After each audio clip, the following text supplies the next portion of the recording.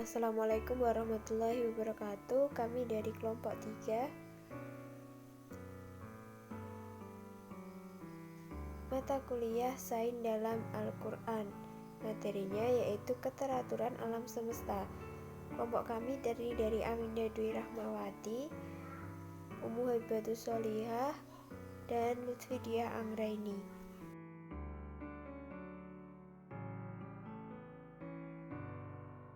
Materi yang pertama itu ada keteraturan alam semesta dan ukuran alam yang serba sesuai.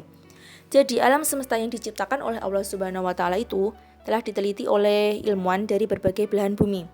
Sejak zamannya Morley dan Michelson pada tahun 1905 yang mendorong Einstein melahirkan teori relativitasnya. Nah, ini alam semesta menurut sains ya. Karena kita pernah mendengar penelitian bernama Einstein dan teorinya yaitu relativitas. Nah lanjut, menurut Al-Jurjani dalam kitab Al-Ta'arifat, terma atau alam, segala bahasa berarti segala hal yang menjadi tanda bagi suatu perkara sehingga dapat dikenali. Nah, sedangkan secara terminologi berarti segala sesuatu yang maujud atau mawjudat selain Allah. Yang dengan ini Allah dapat dikenali, baik dari segi nama maupun dari sifatnya. Segala sesuatu selain Allah itulah alam secara sederhana. Pengertian ini merupakan pengertian teologisnya dalam arti berdasarkan yang dikemukakan oleh para teologi Islam. Nah, kalau ini alam semesta menurut Al-Quran tentunya. Nah, mungkin itu berasal dari Al-Qurannya sendiri atau dari kitab hadis. Tapi yang telah dikemukakan oleh para teologi Islam. Nah lanjut, adapun secara filosofis, alam adalah kumpulan faubar atau substansi yang tersusun secara materi, madat, dan bentuk atau syurah yang ada di langit dan di bumi. Jadi tentunya alam semesta itu memiliki keteraturan. Nah, pada keteraturan itu terkumpul faubar atau substansi yang tersusun secara materi dan bentuk. Nah, jadi alam semesta itu tersusun tidak begitu saja, memiliki keteraturan-keteraturan yang telah ada. Nah, kalau untuk ukuran alam yang serba sesuai itu, semua yang diciptakan dengan ukuran yang ideal dan memiliki fungsi tersendiri. Begitu pula dengan struktur dan susunan benda serta makhluk hidup. Nah, berarti dari kalimat itu, ukuran alam semesta yang serba sesuai itu maksudnya bahwa ukuran alam itu telah diciptakan ukurannya yang ideal. Seperti strukturnya atau susunan bendanya serta makhluk hidupnya. Makhluk hidupnya itu tentunya ya ada manusia, hewan, tumbuhan. Nah, itu sudah diatur ukurannya yang sesuai dengan alam semesta ini. Jadi tidak kelebihan ataupun tidak kekurangan untuk ukurannya, seperti itu. Mungkin begitu yang dapat saya sampaikan. Untuk materi selanjutnya akan dilanjutkan oleh pemateri yang selanjutnya ya. Mungkin itu yang dapat saya sampaikan. Terima kasih.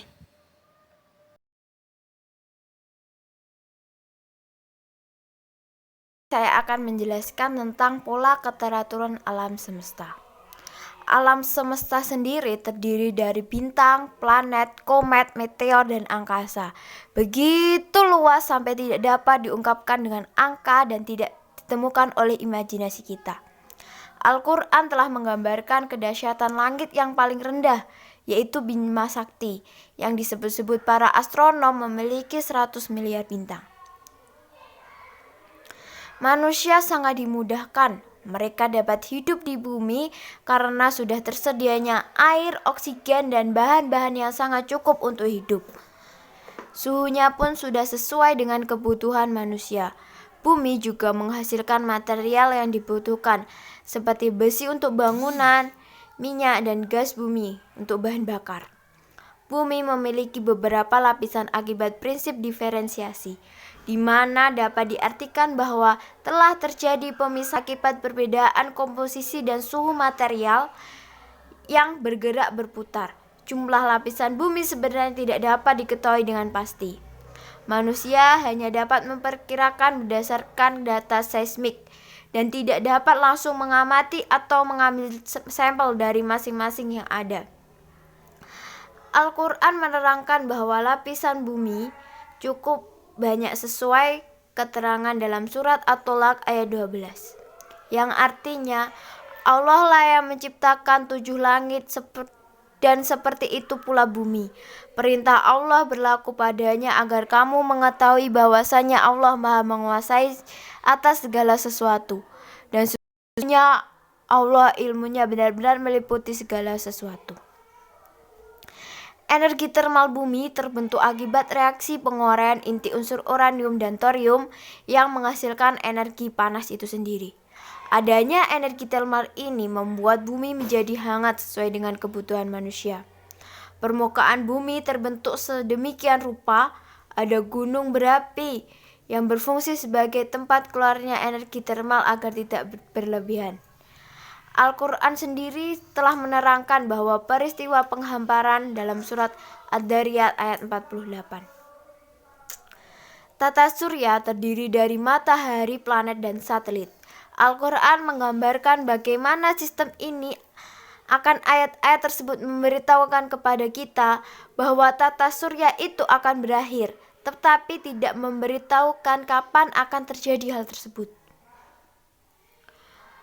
Al-Urj berarti naik dan keluar dari garis lurus atau berjalan dalam lintasan yang melengkung karena benda tersebut dipengaruhi oleh kekuatan gravitasi bumi dan kekuatan kontragravitasi yang menarik benda itu ke langit. Kedua kekuatan itu bergantung kepada massa benda yang bergerak. Jika kedua kekuatan saling bertolak belakang dan berimbang, benda tersebut akan terdorong untuk mengelilingi bumi dengan kecepatan sudut. Ini merupakan peristiwa bulan yang berevolusi mengelilingi bumi. Secara tegas, Al-Quran menyatakan bahwa setiap benda angkasa memiliki keseimbangan. Masing-masing benda tidak akan melampaui garis sedar atau orbit yang telah ditetapkan baginya. Quran Surat Yasin ayat 40.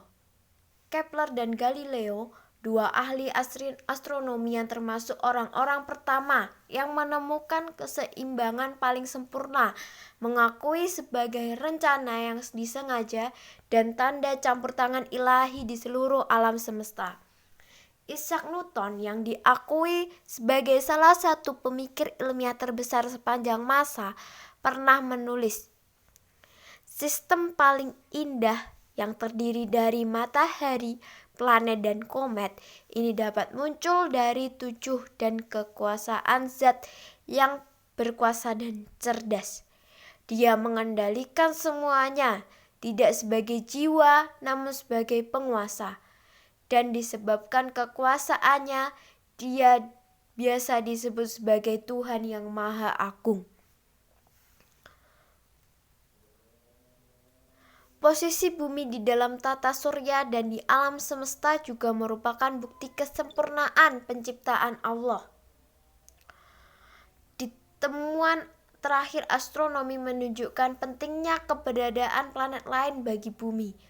Ukuran dan posisi Jupiter sebagai contoh ternyata begitu penting. Perhitungan astrofisika menunjukkan bahwa sebagai planet terbesar dalam tata surya, Jupiter menjamin kestabilan orbit bumi dan planet lain. Al-Quran memiliki pandangan bahwa alam semesta ini bukan merupakan benda-benda yang terkumpul acak, tidak bertujuan dan tidak berarah. Alam semesta ini dirancang dengan sengaja sebagai tempat tinggal bagi kehidupan manusia. Dimanapun melihat manusia menyaksikan pengaturan luar biasa tepat dalam struktur alam semesta ini, panca indera manusia melihat bagaimana penyusunan dan ukuran bumi, tempat kita hidup, dan bahkan atmosfernya benar-benar seperti yang dibutuhkan. Di samping itu, manusia juga dapat menyaksikan bagaimana cahaya dikirimkan dari matahari, air yang kita minum, dan atom-atom yang menyusun tubuh manusia, serta udara yang terus-menerus dihirup paru-paru, semua sesuai dengan kebutuhan hidupnya. Assalamualaikum warahmatullahi wabarakatuh. Di sini saya Lutfi Dianggreni sebagai pemateri ketiga akan menjelaskan tentang karakteristik air. Allah Subhanahu wa taala menciptakan segala sesuatu dengan maha besarnya. Salah satu tanda kekuasaannya adalah penciptaan air yang memberi manfaat bagi kehidupan makhluk hidup di muka bumi. Air dalam bahasa Arab disebut al-ma. Penelitian ini dilakukan untuk mengetahui makna air dalam Al-Quran dalam perspektif sains. Air merupakan molekul yang diekspresikan dalam simbol kimiawi H2O, terdiri dari 2 atom hidrogen dan 1 atom oksigen. Secara teknik, molekul air dapat digambarkan dalam ruang hampa dengan bentuk segi 4. Tetapi 2 atom hidrogen tidak didistribusi secara merata. Masing-masing terkait dengan atom oksigen dari satu sisi, yaitu sisi elektron. Posisi seperti ini menimbulkan sebuah bangunan teknis di atasnya yang berupa muatan listrik negatif, yaitu elektron dari satu sisinya yang bermuatan positif, yaitu proton. Salah satu kelebihan air adalah mampu merubah dan menetralisir zat lainnya, seperti menghancurkan toksin atau racun-racun dalam lemak dalam tubuh.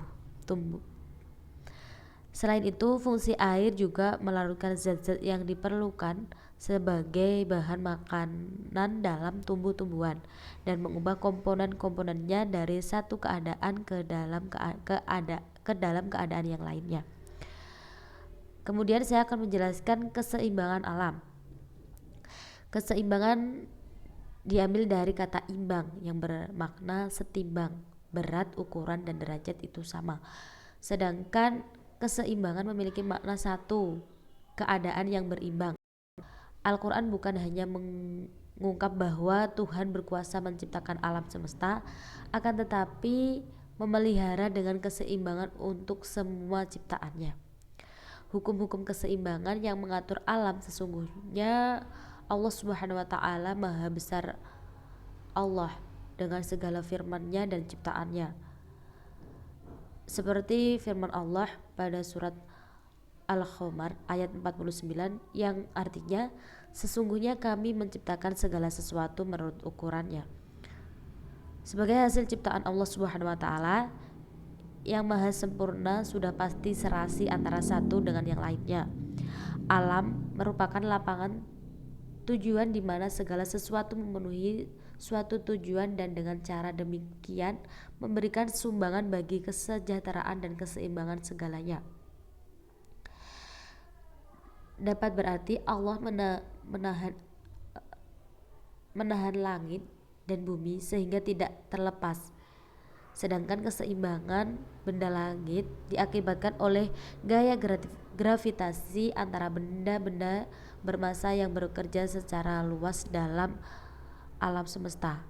Pada tataran epistemologi, pada Quran surah Fatir ayat 41 yang menyampaikan bahwa Allah Subhanahu wa Ta'ala menciptakan keseimbangan dalam alam semesta, bahwa keseimbangan benda langit terjadi karena adanya gravitasi yang dirumuskan oleh ilmuwan fisikawan bernama Isaac Newton tahun 1689. Jadi dapat disimpulkan tadi ya,